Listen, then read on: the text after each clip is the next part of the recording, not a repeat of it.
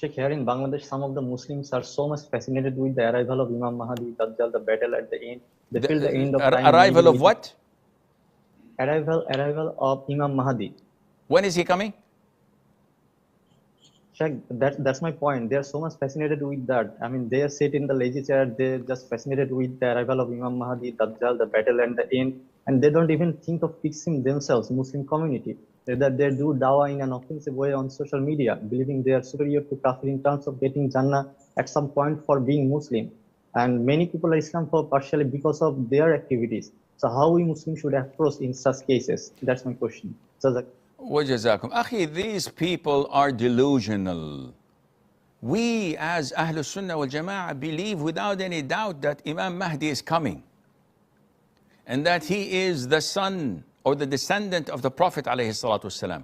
His name and his father's name is Muhammad ibn Abdullah, similar to the Prophet's name. And that Allah would guide him overnight, meaning all of his life he was, I wouldn't say a playboy, but he wasn't a practicing person. But overnight, Allah guides him and he becomes a righteous practicing Imam. And in his era and time, Isa ibn Maryam, Jesus, peace be upon him, would descend from the heavens and would fight the Antichrist, the Dajjal, and kill him. This would happen at the end of time, not now.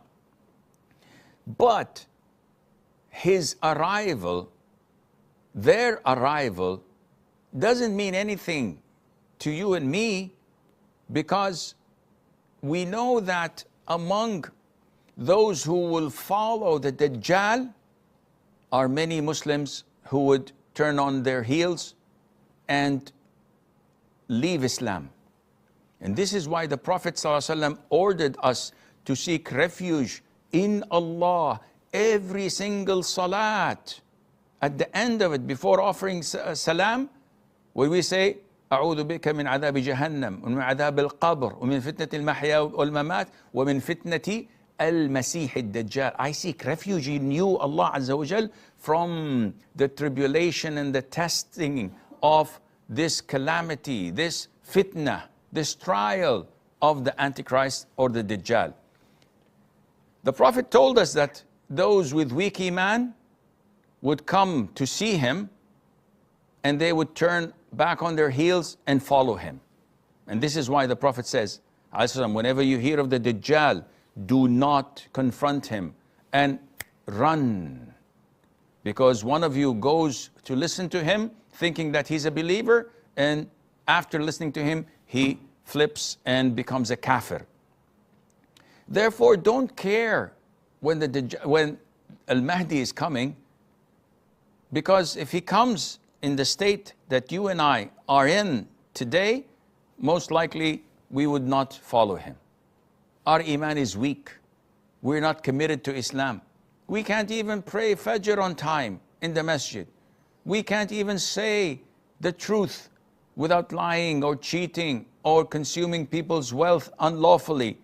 We abuse our wives, and we're not fair with our children, and we're not good with our neighbors, and we do not connect our next of kin. What kind of a Muslim are you talking about? So be careful of these people and don't spend time debating or arguing with them. Let them be.